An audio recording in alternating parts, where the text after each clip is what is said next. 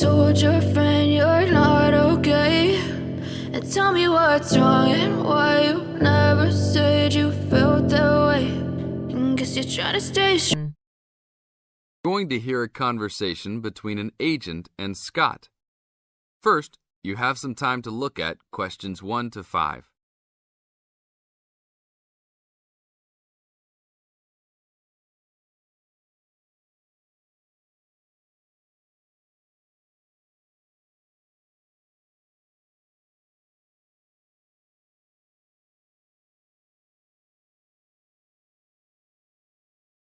Now listen to the tape and answer the questions. Howdy, what can I do for you? I'm here to ship some things back to China. Okay, we can do that. Shipping things back, eh? Have you lived there before? Yeah, I lived there for 3 years and came back 2 years ago. Now I'm going back to start my own business. Really? Did you ship things with us last time? No, I used a Chinese shipping agency. Well, I'll just let you know that rates have changed recently.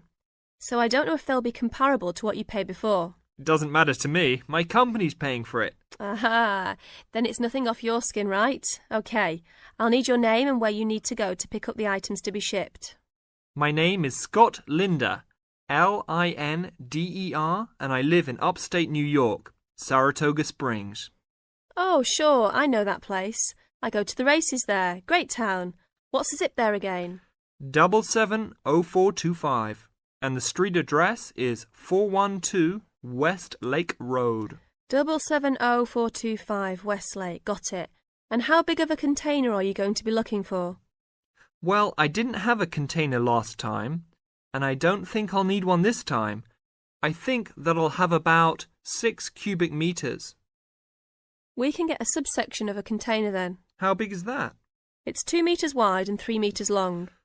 2 meters high, right? Yes, sir.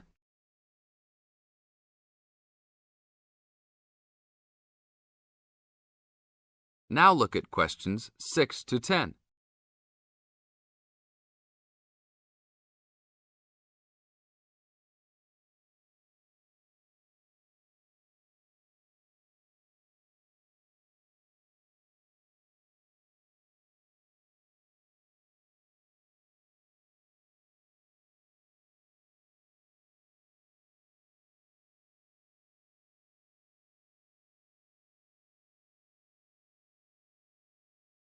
As the talk continues, answer questions 6 to 10.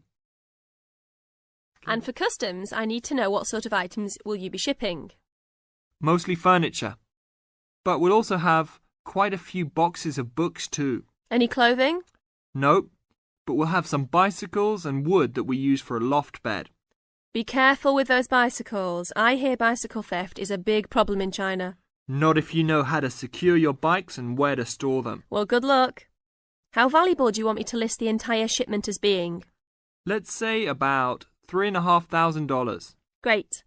Now you'll also have to go over to the customs department to check with them about shipping the wood over to China. I know there are concerns about termites, bugs, etc. No problem. It's the same wood I brought over from China last time. Then you should be okay. It's just a formality. And last of all, where would you like the shipment to be delivered? Well, I will live in Beijing, but let's ship it to Tianjin. My company will pick it up there. That's all right then. Have a nice trip. Thanks for your help.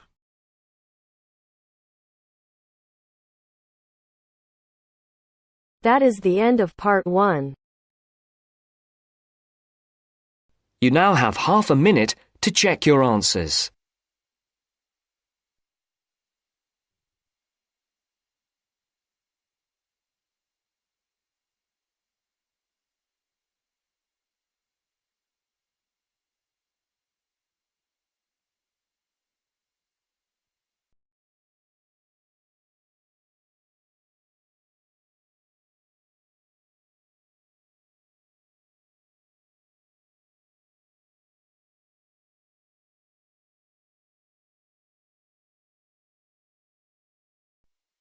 Now turns to part 2. Part 2. 2. You are going to hear a talk given by an international student. First, you have some time to look at questions 11 to 16.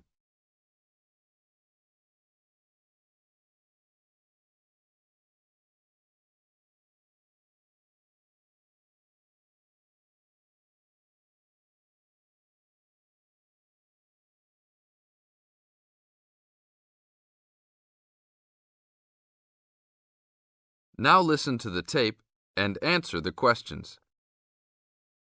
As an international student coming from Sierra Leone, it gives me great honor to give these opening remarks and welcome you all to Ashesi University, where excellence is the code.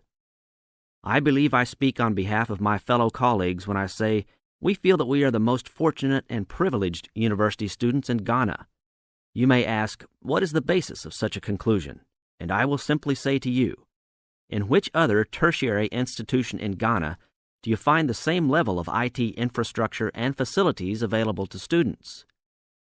Where also do you find such a low ratio of students to lecturers and computers? In which other educational institution do you find 55% of students on some sort of financial aid, who in addition enjoy services and benefits such as job placement after graduation, on-campus employment that pays above the minimum wage, a supply of textbooks, and access to online databases? Ladies and gentlemen, there is no other institution of higher education in Ghana today that matches the learning environment and the quality of instruction at Ashesi. I could continue listing reasons why we students feel this way, but I only have 5 minutes for this speech. Believe me, I could go on for hours. At Ashesi, everyone is considered a leader and is treated special. Ashesi equips us with the necessary determination, strength, and belief in ourselves to be able to achieve our goals. We are being taught to think outside the box and to question and challenge our assumptions about the world we live in. This, ladies and gentlemen, is one of the benefits of a liberal arts education, which seeks to broaden our intellectual capacity.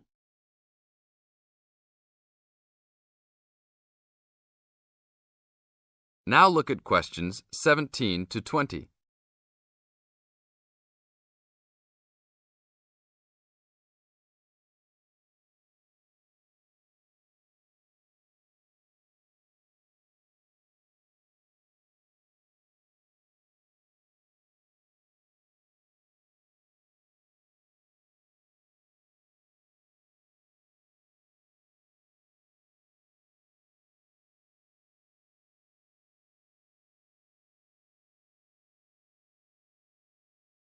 As the talk continues, answer questions 17 to 20. At Ashesi, we are also exposed to real-life situations and learn how to deal with them through a practical and vigorous academic program, as well as various seminars in which prominent leaders in their professions are invited as guests to interact and share their knowledge and experiences. Some people, even some of you in this audience, may believe that tuition at Ashesi is too high, but I say to you that the students here are unanimous in saying it is worth it. Not because we all come from well-to-do families, but because when it comes to one's education, you need to aim at getting the best from the right place. One's education defines who you are and what your perception of life and society will become. Ashesi offers us a top-quality education which meets high international standards. This is due to the strong linkages the school has established with 3 of the very best schools in the United States, namely Swarthmore College, which is ranked as the best liberal arts school in the U.S., UC Berkeley, and the University of Washington. In addition, Ashesi has recruited an excellent faculty consisting of lecturers from various countries, including Ghana, the UK, and the United States. These lecturers are among the best in their respective academic fields. I believe this is the school's greatest asset, a strong and knowledgeable team dedicated to achieving successful results from their students and who also love their job. I would like to end with a personal message. My fellow students, because we are among the most privileged in our society, we should take responsibility for our own destinies, make our parents proud, and create a legacy for those that follow us and Africa as a whole. We must give back to our society after completing school and achieving our goals in life, which I believe we all can if we properly utilize our time and take advantage of all that is offered here at Ashesi. That is the end of part 2. You now have half a minute to check your answers.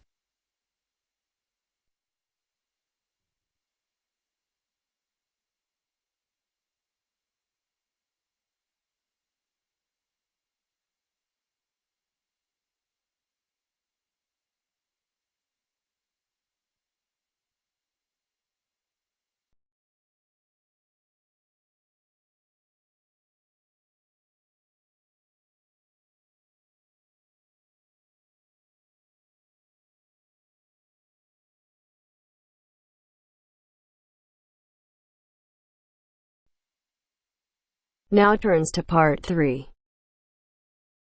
Part 3.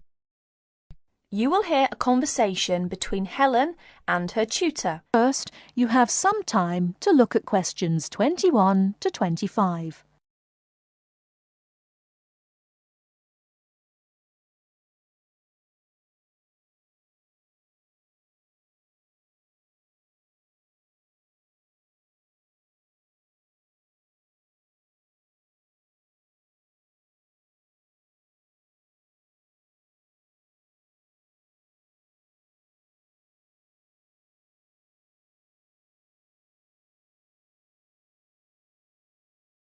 Now, listen carefully and answer questions 21 to 25. Come in. Ah, it's you, Helen. What can I do for you? Well, it's about that essay on non-verbal communication. I'd like a bit of advice, if that's all right. By all means. That's what I'm here for. How can I help you? It's about that survey you asked us to carry out about body language. Oh, yes. I asked you to investigate what sort of touching is permissible between friends of the same sex and friends of the opposite sex. That's it. And then you wanted us to go on to compare the answers we obtained from people from our own culture with the answers of people from other cultures. Well, that shouldn't be too difficult. There are students here from dozens of cultures, including Asia and the Middle East. Go and ask them. That's the problem. I'm not sure how to word the questions.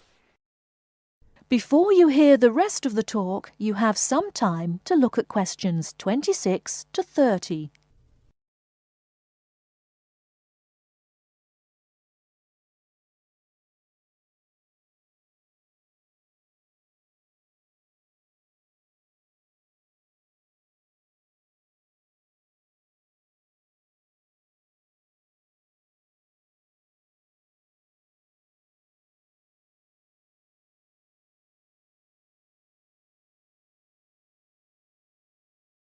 Now listen and answer questions 26 to 30.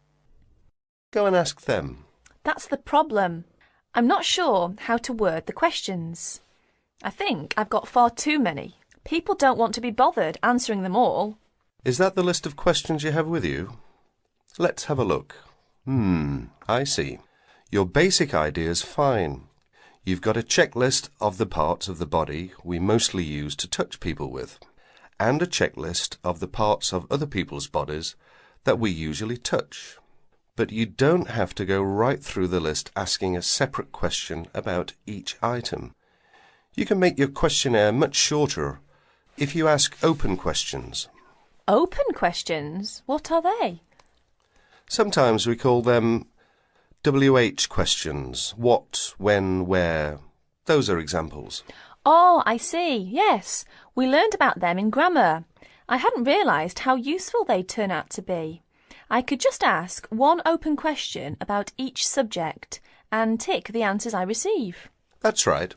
Now, let's have a look at the list of parts of the body you're going to ask about. I see. You've got the head, arm and hand, and, oh, it's over the page, the back, leg and foot.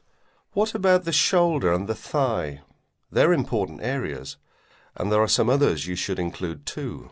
Oh, yes, of course. I was in a rush and forgot those. What about asking people how they feel about being touched? Surely it's hard for people to put that sort of feeling into words. Yes, you're right.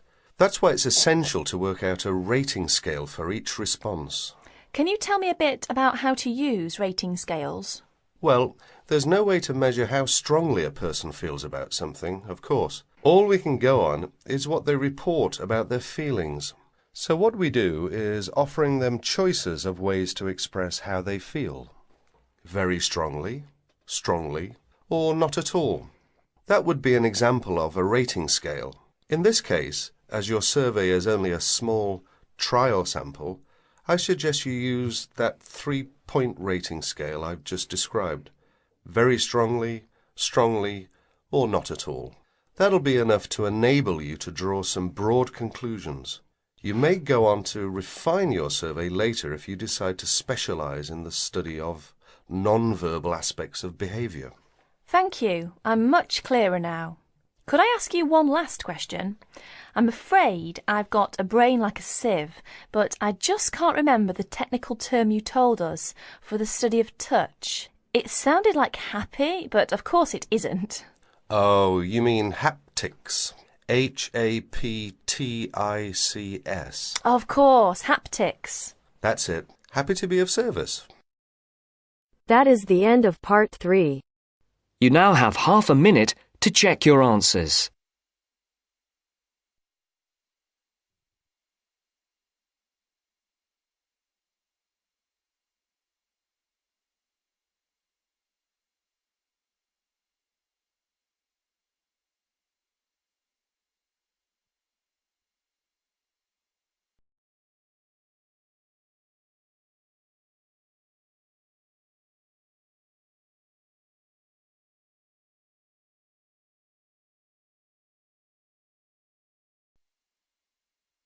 Now turns to part 4.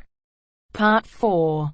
You are going to hear a lecturer giving a talk on a type of fundraising for business called crowdfunding. First, you have some time to look at questions 31 to 40.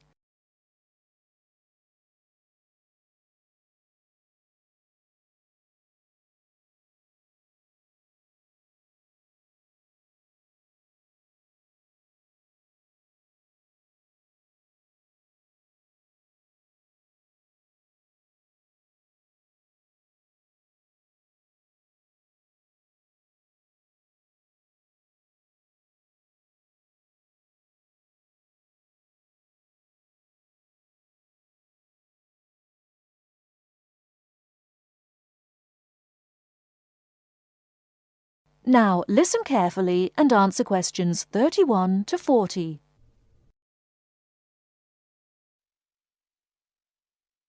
Good morning, everyone. Today we're continuing our look at funding opportunities for small startup businesses. The emergence of social media has given companies the ability to connect with fans and potential customers directly. On the back of the growth in social media, a model of raising finance has emerged known as crowdfunding. This revolutionary way of raising finance began with micro-lending in the 90s. More recently, an equity-based model has emerged that allows people to invest directly in a new company. We're going to examine this in more detail later, but let's turn first to a third model, which I'll term a fan-based model. With this model of crowdfunding, individuals are encouraged to give an amount of money to support the launch of a project or initiative without the promise of any financial return. Instead, there's a reward for donating.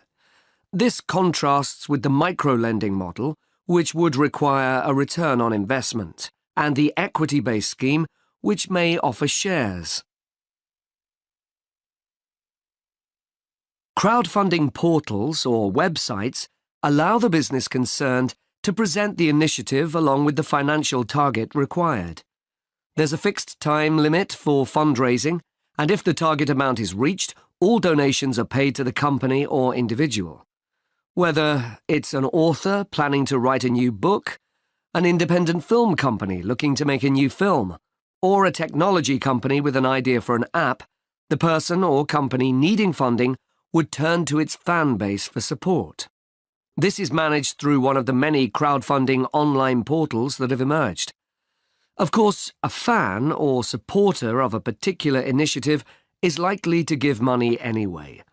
But donation-based crowdfunding will often make donating even more attractive by offering a rewards-based incentive scheme. Let's take a film company, for example, that needs funding for a new film. For a small set donation, the donor might be offered a free ticket to the premiere or a DVD of the film. A larger set donation might be rewarded by the chance to attend a launch event when the film goes live. Those people who make bigger donations could even be offered the chance to meet the cast of the film, whilst the highest level donation could see the person's name mentioned in the film credits. For companies that already have a significant fan base, crowdfunding offers a fantastic opportunity to raise money quickly from a large number of people, each of whom donates just a small amount of money. Compare this to the time and effort that would be needed to sell your idea to investors or your bank manager, particularly in an age when raising finance can be difficult. The company may also have links with partner companies or organizations that run fundraising events. In this case, you can significantly increase participation by working with these organizations to promote your crowdfunding project. Another significant advantage is that you can reach out to your fan base for feedback on the project while it's being developed, thus making the final product more appealing. Crowdfunding enables you to raise awareness of the product at an early stage, thus increasing the potential for sales. With so many people behind you, it can also act as a great incentive to get the best possible product out on time and on budget. However, there are disadvantages to bear in mind. The model can be described as all or nothing.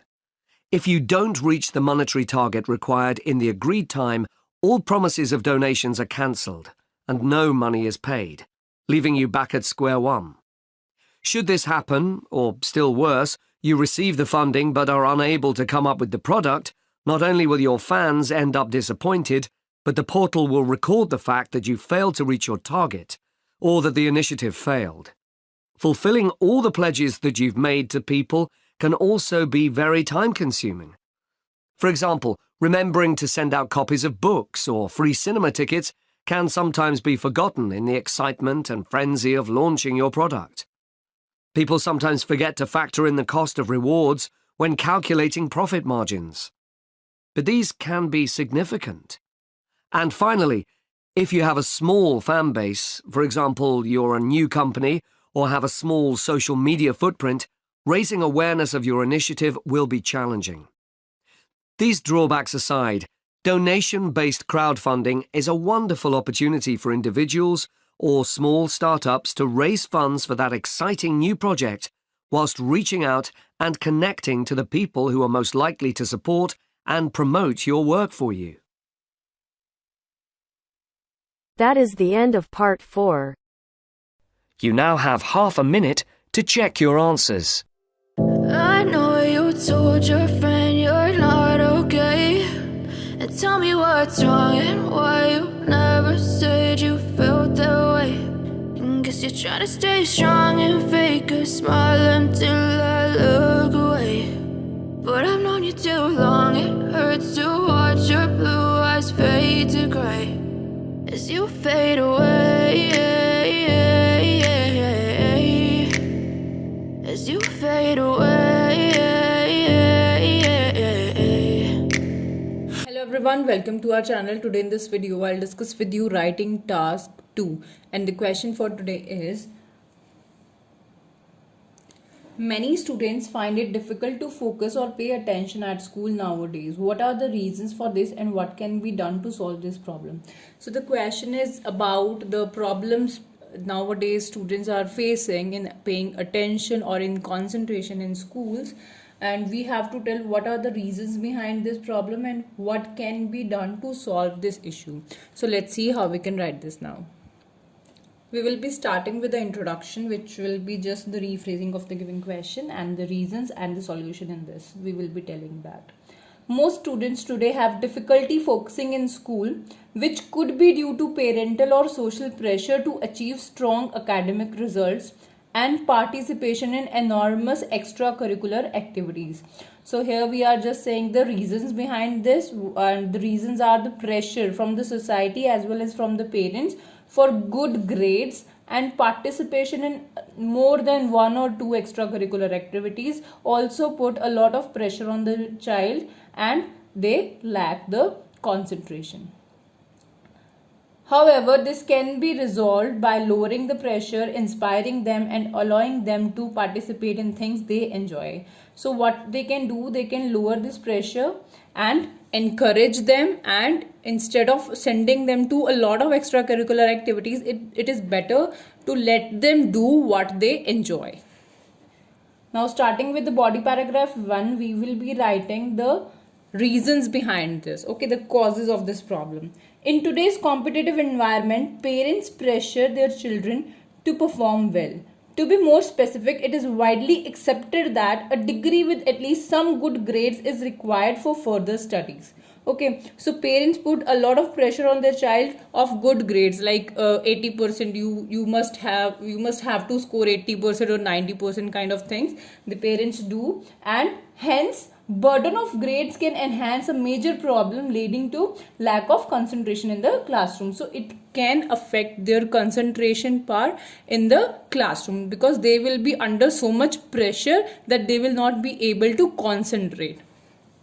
Moving further, aside from that, participation in a massive number of extracurricular activities may cause students to lose focus or attention in school, as the enrollment puts them under more pressure because they have to concentrate on these activities under their parents' pressure. So it will also, sending them to the extracurricular activity also put them under a lot of stress, strain or pressure, we can write, and it could also lead to the lack of concentration in the school.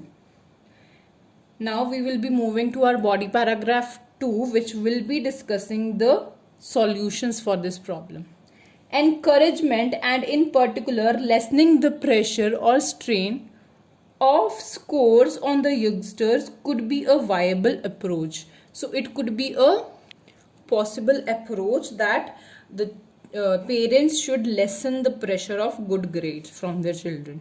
For instance, if parents instill in their children the belief that whatever they are learning is to gain information and that grades are just numbers, the children will excel in the future. So instead of putting pressure, they should encourage them that you should, gather the information, you should learn the information instead of focusing on the grades. Apart from that, rather than involving them in numerous activities, it is preferable to teach them whatever interests them. So instead of sending them to a lot of activities, it is better to let them do what they like. For instance, it was discovered in a survey that children who fully participate in one task perform significantly better than children who are involved in numerous activities. So the children who are participating in one or two activities are better than the children who are participating in 5 to 10 activities. So it is better to let them do what they enjoy, or they should have a check on that. The 1 or 2 or 3 activities are sufficient for them, because it can also lead to lack of concentration in the classroom, because their mind will be diverted. They will be in these kind of things only, like in extracurricular activities, that what they have to do and how they have to manage all these things. Now lastly, we will be writing the conclusion. To encapsulate means to reiterate, to recapitulate, whatever you want to write you can. Nowadays, students find it challenging to concentrate in school due to academic pressure or distress from society and parents, and excessive participation in extracurricular activities. So the reasons are the pressure from the society and excessive participation in the extracurricular activity. Nevertheless, this could be mitigated, means this could be controlled, or this could be lessened by lowering the pressure of marks and allowing the students, or allowing them to participate in the activities that they like the most. It is not that we should force them to do these things. They should like the things. They should do the things which they like. So this was for today. If you like the video, do hit the like button and subscribe to our channel. I'll meet you in the next video. Till then, bye bye and take care.